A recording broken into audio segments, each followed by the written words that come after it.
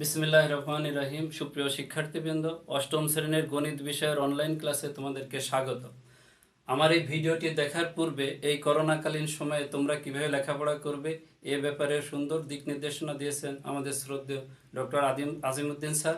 তোমরা স্যারের প্রথম ভিডিওটি অবশ্যই দেখে নেবে। তো চলো কথা না বাড়িয়ে শুরু করা যাক। আজকে আমি আলোচনা করব অষ্টম শ্রেণীর গণিত বিষয়ের প্রথম অধ্যায় প্যাটার্ন চ্যাপ্টার নিয়ে। সর্বপ্রথম আমি প্যাটার্ন চ্যাপ্টারটির বেসিক বিষয়সমূহ নিয়ে আলোচনা করব। তো চলো একে একে আমরা শুরু করি। প্রথমে স্বাভাবিক সংখ্যা কি, একটি সংখ্যার গুণিতক কে, গুণনীয়ক, মৌলিক সংখ্যা, ফিবোনাক্কি সংখ্যা, প্যাটার্ন কি এবং ম্যাজিক বর্গ, এই বিষয়গুলো নিয়ে আমরা একে একে আলোচনা করব। তো প্রথমে হচ্ছে স্বাভাবিক সংখ্যা। স্বাভাবিক সংখ্যা হচ্ছে, স্বাভাবিক সংখ্যার আরও একটি নাম আছে, সেটা হচ্ছে গণনাকারী সংখ্যা। আমরা যখন কোনো কিছু গণনা করি তখন শুরু করি 1 2 3 4 5 এইভাবে গণনা করতে থাকি। তো স্বাভাবিক সংখ্যা শুরু হচ্ছে 1 থেকে, 1 থেকে শুরু, কিন্তু এর শেষ নাই, অসীম পর্যন্ত বিস্তৃত। এখানে দেখো আমি লিখে রেখেছি 1 2 3 4 5 6 7 8 9 10 এভাবে 100 পর্যন্ত লিখে রেখেছি। কিন্তু স্বাভাবিক সংখ্যা শুরু হচ্ছে 1 থেকে, কিন্তু শেষ নাই, এরপরে আছে 100 101 এভাবে অসীম পর্যন্ত বিস্তৃত। তাহলে স্বাভাবিক সংখ্যাকে আমরা আরো একটি নাম বলতে পারি, সেটা হচ্ছে গণনাকারী সংখ্যা। তো আশা করি তোমরা বুঝতে পেরেছো স্বাভাবিক সংখ্যা কি। এবারে আসি গুণিতক। কোন সংখ্যার গুণিতক এবং গুণনীয়ক এগুলো তোমরা ক্লাস 4-5 পড়েছো, তারপর আমি একটু আলোচনা করি। গুণিতক হচ্ছে, সহজ ভাষায় বললে গুণিতক হচ্ছে কোন সংখ্যার নামতা। তো দেখো এখানে আমি লিখে রেখেছি 5 গুণ 1 সমান 5, 5 গুণ 2 সমান 10, 5 গুণ 3 সমান 15।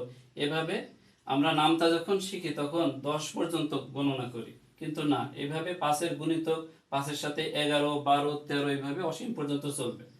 তাহলে তাহলে 5 একে 5, 5 2 10, 5 3 15, 4 5 20।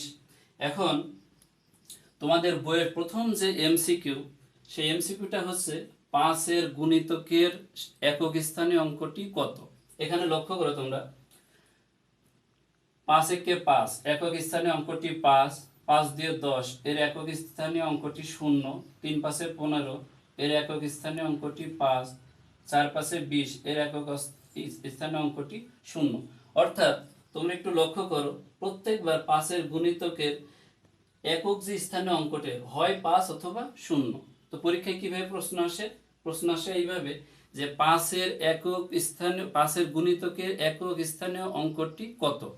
অপশন থাকতে পারে এইভাবে, কতে যে 0, খতে 2, গতে 5, ঘতে 0 অথবা 5। আসলে অ্যান্সার হবে 0 অথবা 5 দুইটি, শুধু 0 বা 5 হবে না, দুইটিই হচ্ছে অ্যান্সার। তো আমরা গুণিতক নিয়ে আলোচনা করলাম। এবারে আসি গুণনীয়ক।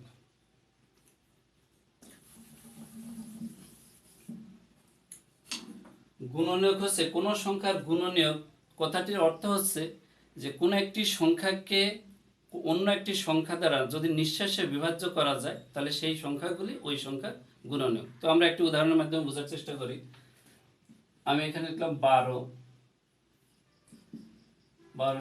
1 গুণ 12, 2 গুণ 6, 3 গুণ 4। তাহলে 12 এর গুণনীয়ক হচ্ছে 1 2 3 4 6 12। এই 12 এর গুণনীয়ক 1 2 3 4 6 12। অর্থাৎ এই 1 2 3 4 6 12 দিয়ে যদি আমরা 12কে ভাগ করি তাহলে নিঃশেষে বিভাজ্য হবে। আমি যদি আরো একটি সংখ্যা লিখি, এখানে যদি লিখি 15, তাহলে 1 গুণ 15, 2 দিয়ে ভাগ করা যায় না, 3 গুণ 5। অর্থাৎ 15 এর গুণনীয়ক সমূহ হচ্ছে 1 3 5 15। তার মানে এই যে সংখ্যাগুলো দ্বারা, এই যে 1 3 5 15, এর প্রত্যেকটি সংখ্যা দ্বারা 15কে নিঃশেষে বিভাজ্য করা যাবে। তেমনি 12কে 1 2 3 4 6 12 দ্বারা নিঃশেষে বিভাজ্য করা যাবে। তাহলে 12 এর গুণনীয়ক সমূহ 1 2 3 4 6 12, আর 15 এর গুণনীয়ক সমূহ হচ্ছে 1 3 5 15। আশা করি বুঝতে পেরেছো। এখন আসি তোমাদের এই প্যাটার্ন চ্যাপ্টারটির সবচেয়ে গুরুত্বপূর্ণ সংখ্যা, সেটা হচ্ছে মৌলিক সংখ্যা। তো মৌলিক সংখ্যা তোমাদের বইয়ে যে সংখ্যাটি দেয়া আছে সেখানে উল্লেখ আছে যে একের চেয়ে বড় যে সংখ্যার গুণনীয়ক এক এবং ওই সংখ্যা তাকে মৌলিক সংখ্যা বলে। কিন্তু আমি যদি আরো সহজভাবে বলি যে যে সংখ্যার শুধুমাত্র দুইটি গুণনীয়ক তাকে মৌলিক সংখ্যা বলে। যেমন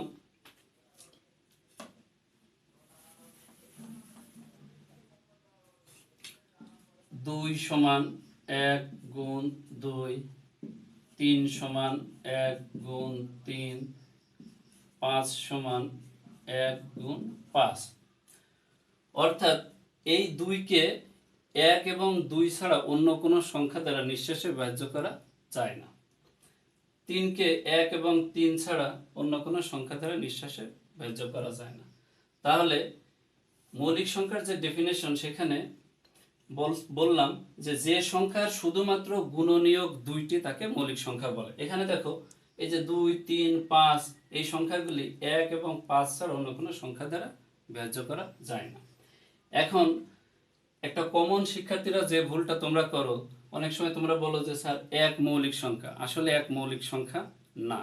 কিভাবে দেখো, 1 সমান আমি লিখতে পারি 1 গুণ 1, তাছাড়া আর অন্য কোনো সংখ্যা আমি লিখতে পারি না। তো দেখো এখানে 1 এর গুণনীয়ক কিন্তু 1, অর্থাৎ একটি মাত্র সংখ্যাই কিন্তু 1 এর গুণনীয়ক, 1 ব্যতীত অন্য কোনো গুণনীয়ক না। তাহলে মৌলিক সংখ্যার ডেফিনেশন যেটা, যে সংখ্যার গুণনীয়ক দুইটি সংখ্যা তাকে মৌলিক সংখ্যা বলে। এখানে কিন্তু দেখো শুধুমাত্র একটি সংখ্যা আমরা পেলাম 1, এই জন্য 1কে আমরা হিসাবে বাইরে রাখি, 1 মৌলিক সংখ্যা না। গণিতবিদরা এই ব্যাপারে একটু মজা করে বলে যে 1 হচ্ছে বিধাতার তৈরি, বাকি সংখ্যাগুলো মানুষের তৈরি। তো এখানে দেখো আমি 1 থেকে 100 পর্যন্ত সংখ্যা লিখে রেখেছি। এর ভিতরে 1 থেকে 10 পর্যন্ত মৌলিক সংখ্যা আছে 4টি, 2, 3, 5, 7, 4টি মৌলিক সংখ্যা। 11 থেকে 20 পর্যন্ত মৌলিক সংখ্যা আছে 11, 13, 17, 19, 4টি সংখ্যা। 21 থেকে 30 পর্যন্ত মৌলিক সংখ্যা আছে 2টি, 23 এবং 29। 31 থেকে 40 পর্যন্ত মৌলিক সংখ্যা আছে 2টি, সেটা হচ্ছে 31 এবং 37। 41 থেকে 50 পর্যন্ত মৌলিক সংখ্যা 41, 43, 47, মোট 3টি। আমি যে গোল মার্কিং করে রেখেছি এইগুলো মূলত 1 থেকে 100 পর্যন্ত মৌলিক সংখ্যা। তো মজার ব্যাপার হচ্ছে যে এখানে যে চার্টটি তোমরা দেখতে পাচ্ছ তোমাদের মূল বইয়ের 2 নম্বর পেজে এই 1 থেকে 100 পর্যন্ত স্বাভাবিক সংখ্যার একটি চার্ট আছে, তোমরা দেখবে। এখান থেকে প্রতি বছর জেএসসি পরীক্ষায় কমপক্ষে একটি তো আসে, কখনো কখনো 2টি এমসিকিউ এসে থাকে। একটি কৌশল অবলম্বন করলে এই চার্ট থেকে এই 2 মার্ক খুব সহজে পাওয়া যায়। কিভাবে দেখো, আমি এখানে একটি সংখ্যা লিখছি,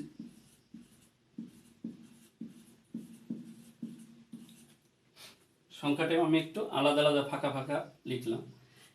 1 থেকে 10 পর্যন্ত মৌলিক সংখ্যা 4টি, 11 থেকে 20 পর্যন্ত 4টি, 21 থেকে 30 পর্যন্ত 2টি, 31 থেকে 40 2টি, 31 থেকে 40 2টি, 41 থেকে 50 3টি, 51 থেকে 60 2টি, 61 হতে 70 2টি, 71 হতে 80 3টি, 81 থেকে 90 2টি এবং 91 থেকে 100 পর্যন্ত একটি মৌলিক সংখ্যা আছে। আর 1 থেকে 100 পর্যন্ত টোটাল যে মৌলিক সংখ্যা মোট 25টি মৌলিক সংখ্যা। অনেক সময় পরীক্ষা আসে যে 1 থেকে 100 পর্যন্ত মোট কয়টি মৌলিক সংখ্যা, তখন তোমরা বলবে 25টি মৌলিক সংখ্যা। আর কিভাবে প্রশ্ন হতে পারে, অনেক সময় আসে যে 1 থেকে 10 পর্যন্ত মৌলিক সংখ্যা কয়টি, 4টি। আবার যদি আসে 1 থেকে 50 পর্যন্ত মৌলিক সংখ্যা কয়টি, তো তোমরা যদি এই নিয়মটি যদি না জানো, মানে মনে রাখার টেকনিকটা যদি না জানো, তখন তোমাদের প্রত্যেকটা সংখ্যাকে এইভাবে গুণনীয়ক আকারে বের করতে হবে। তো সেটা অনেক সময় সাপেক্ষ ব্যাপার। তো কিভাবে মনে রাখবো, তোমরা একটি সংখ্যা ছন্দে ছন্দে মনে রাখার চেষ্টা করো, সেটা হচ্ছে 442, 232, 232, 1। তোমরা এইটা আমার সাথে সাথেই বলো, 442, 232, 232, 1। অর্থাৎ 1 থেকে 10 পর্যন্ত মৌলিক সংখ্যা 4টি আছে, 11 থেকে 20 4টি আছে, 21 থেকে 30 2টি আছে। এই যে আমি এই টোটাল সংখ্যা হচ্ছে 25টি সংখ্যা, এগুলাকে আমি একটি সংখ্যার মাধ্যমে আলোচনা করলাম, যে 442, 232, 232, 1।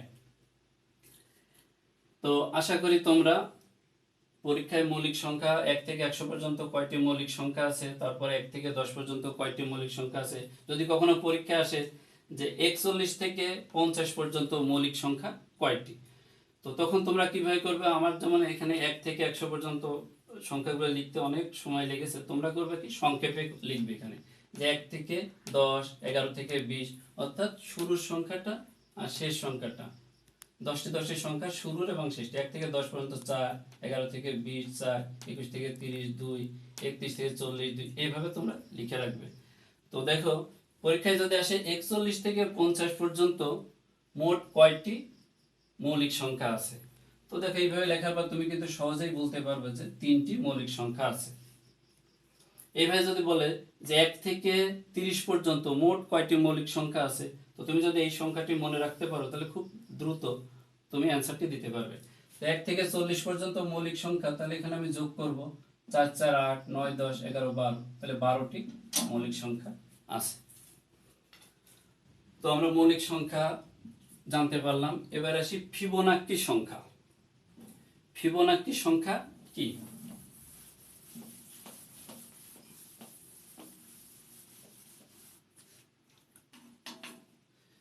ফিবোনাক্কি সংখ্যা হচ্ছে 0 1 1 2 3 5 8 13। যদি কোনো প্যাটার্নের পূর্ববর্তী দুইটি সংখ্যার যোগফল পরবর্তী সংখ্যা হয় তাকে ফিবোনাক্কি সংখ্যা বলে। আমি আবার বলছি, যদি আমি এখনো প্যাটার্ন নিয়ে আলোচনা করি নাই, তারপরও বলি, যদি কোনো প্যাটার্নের পূর্ববর্তী দুইটি সংখ্যার যোগফল পরবর্তী সংখ্যা হয় তাকে ফিবোনাক্কি সংখ্যা বলে। এখানে লক্ষ্য করো, 0-এর সাথে 1 যোগ করলে 1 হয়, 1-এর সাথে 1 যোগ করলে 2 হয়, 2-এর সাথে 1 যোগ করলে 3 হয়, 3-এর সাথে 2 যোগ করলে 5 হয়, 5-এর সাথে 3 যোগ করলে 8 হয়, 8-এর সাথে 5 যোগ করলে 13 হয়। অর্থাৎ এই প্যাটার্নটির প্রথম দুইটি পূর্ববর্তী দুইটি সংখ্যা যোগ করলে পরের সংখ্যাটা আমি পেয়ে যাচ্ছি। এখানে 0-এর সাথে 1 যোগ করলে 1 হয়, 1-এর সাথে 1 যোগ করলে 2 হয়, অর্থাৎ পূর্ববর্তী দুইটি সংখ্যার যোগফল যদি পরবর্তী সংখ্যা হয় তাকে ফিবোনাক্কি সংখ্যা বলে। আশা করি বুঝতে পেরেছ। এবারে আসি, আমাদের প্রথম অধ্যায়ের নামটা হচ্ছে প্যাটার্ন। প্যাটার্ন কি? 1 3 5 7 9 11 13 2 4 6 8 10 12, তারপরে 1 4 9 16 25 36। এখানে লক্ষ্য করো তোমরা, আমি লিখে রেখেছি 1 3 5 7 9 11 13, এভাবে অসীম পর্যন্ত। এখানে সংখ্যাগুলো দেখো 1 3 5, এর প্রত্যেকটি সংখ্যা কিন্তু একটি বিজোড় সংখ্যা। তার মানে এই যে এই সংখ্যাগুলি, এর ভিতরে কোনো জোড় সংখ্যা নাই, প্রত্যেকটি বিজোড় সংখ্যা। তাহলে আমি এটাকে বলতে পারি এটা একটা বিজোড় সংখ্যার প্যাটার্ন। পরবর্তীতে দেখো 2 4 6 8 10 12, এর প্রত্যেকটি সংখ্যা জোড় সংখ্যা। তাহলে এটাকে আমি বলতে পারি জোড় সংখ্যার প্যাটার্ন। আবার এখানে দেখো 1 4 9 16 25 36 ডট ডট ডট। এখন মনে হতে পারে যে এটা তো জোড় সংখ্যাও না বিজোড় সংখ্যাও না, তাহলে কি এটা প্যাটার্ন? হ্যাঁ, এটা অবশ্যই প্যাটার্ন। দেখো এই সংখ্যাটিকে যদি আমি এইভাবে লিখি, 1 square 2 square 3 square 4 square 5 square 6 square. এখানে দেখো 1 2 3 4 5 6, এর প্রত্যেকটি সংখ্যা কিন্তু এক একটি স্বাভাবিক সংখ্যা। আমি ইতিমধ্যে স্বাভাবিক সংখ্যা নিয়ে আলোচনা করেছি। তাহলে 1-এর স্কয়ার করলে 1 হয়, 2-এর স্কয়ার করলে 4 হয়, 3-এর স্কয়ার করলে 9 হয়, 4-এর স্কয়ার করলে 16 হয়, 5-এর স্কয়ার করলে 25 হয়, 6-এর স্কয়ার করলে 36 হয়। তাহলে এটিও একটি প্যাটার্ন। এখন যদি আমরা বলি তাহলে প্যাটার্ন কি? প্যাটার্ন হচ্ছে সংখ্যাগুলো যদি একটি নিয়ম মেনে চলে তাহলে প্যাটার্ন তৈরি হয়। কিভাবে নিয়ম মেনে চলে? এখানে দেখো 1 থেকে 3, 3 থেকে 5, 5 থেকে 7 প্রতিবার কিন্তু 2 2 করে বৃদ্ধি পাচ্ছে। এক্ষেত্রে কি হচ্ছে? এক্ষেত্রেও প্রতিবার 2 2 করে বৃদ্ধি পাচ্ছে। তার মানে একটা নির্দিষ্ট নিয়ম মেনে চলছে, প্রতিবার 2 2 বাড়ছে। তো আমরা বলতে পারি সংক্ষেপে যে সংখ্যাগুলোর একটা নির্দিষ্ট নিয়ম মেনে চলাকে প্যাটার্ন বলে। তাহলে প্যাটার্নকে আমরা জানতে পারলাম। এবারে আসি ম্যাজিক বর্গ।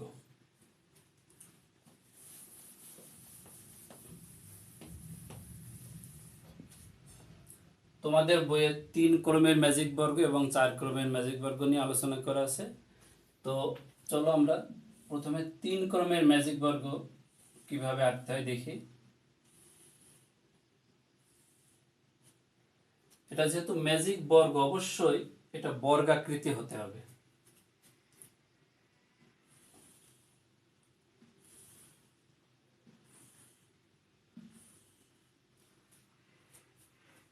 এটা হচ্ছে 3 ক্রমের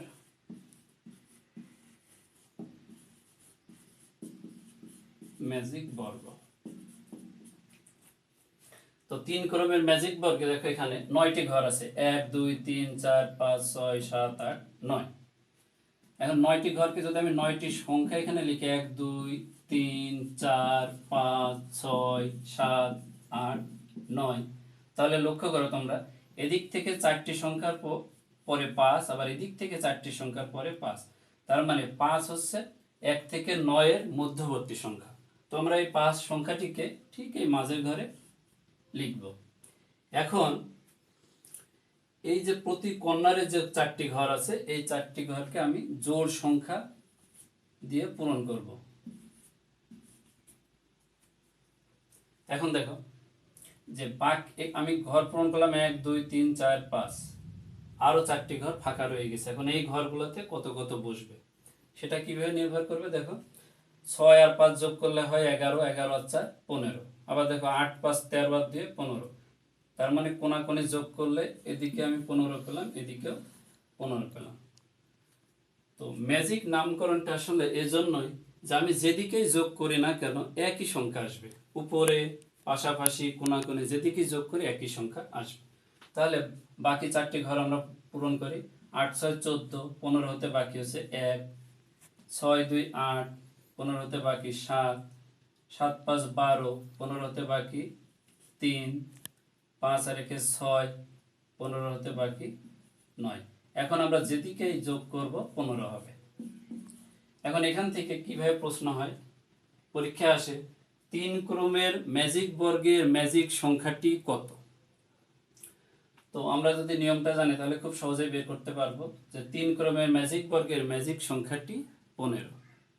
এবার আসি আমরা 4 ক্রমের ম্যাজিক বর্গ।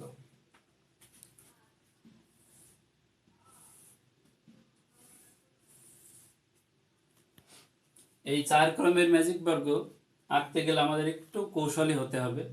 আমরা এক পাশ থেকে দাগ না দিয়ে আমরা ঠিক এই দাগ এবং এই দাগের আড়াআড়ির দাগের মাঝখান দিয়ে একটি দাগ টানবো। আবার এই দাগ আর এই দাগের ঠিক মাঝামাঝিতে একটি দাগ টানবো।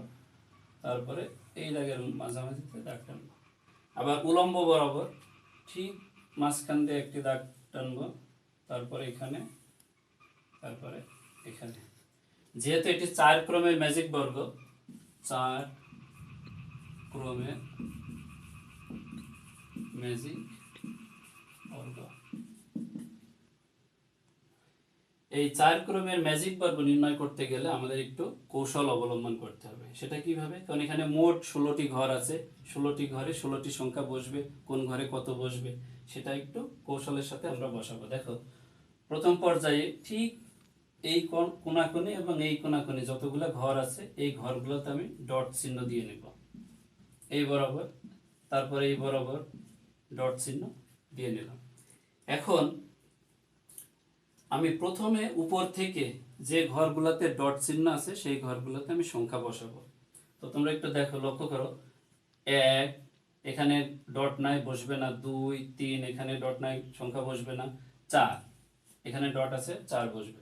5, 5-এ ডট নাই, বসবে না। 6, 6-এ ডট আছে, 6 বসবে। 7 নম্বর ঘরে ডট আছে, 7 বসবে। 8, 8-এ ডট নাই, 8 বসবে না। 9, তারপর এটা 10, এখানে ডট আছে। 11, 12, এখানে 13, 14, 15, 16। তাহলে আমি প্রথমে শুরু করলাম উপর থেকে, 1, 2, 3, 4, এইভাবে যে ঘরগুলোতে ডট আসছে আমি সেখানে সংখ্যাগুলো বসিয়ে নিলাম। এখন শুরু করলাম এই উপর থেকে, শেষ করলাম নিচে। এখন শুরু করব এখান থেকে, শেষ করব উপরে। তাহলে এইটা হচ্ছে 1, 2, 3, 4, 5, 6, 7, 8, 9, 10, 11, 12, 13, 14, 15। এখন এই 4 ক্রমের ম্যাজিক বর্গের আমি যেদিকে যোগ করি সব দিকে 34 হবে।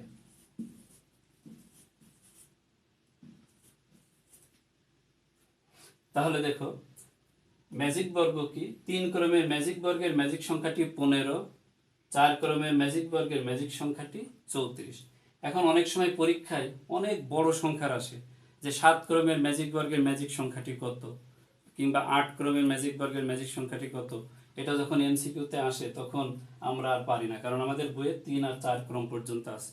তো এই জন্য তোমাদের বইয়ের সূত্রটি নেই, তারপর আমি লিখে দিচ্ছি, এই সূত্র অনুযায়ী আমরা বের করব। কিভাবে দেখো, সূত্রটি হচ্ছে ক ইন্টু ক স্কয়ার যোগ 1/2।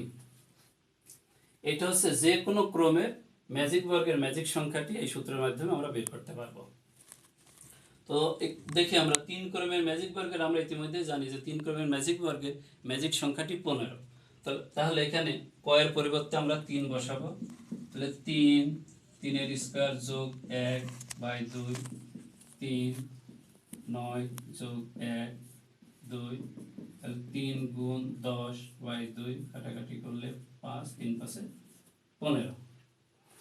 তাহলে আমি যদি শুধুমাত্র এই সূত্রটি জানি, তাহলে যে কোনো ক্রমে ম্যাজিক বর্গের ম্যাজিক সংখ্যাটি আমি নির্ণয় করতে পারব।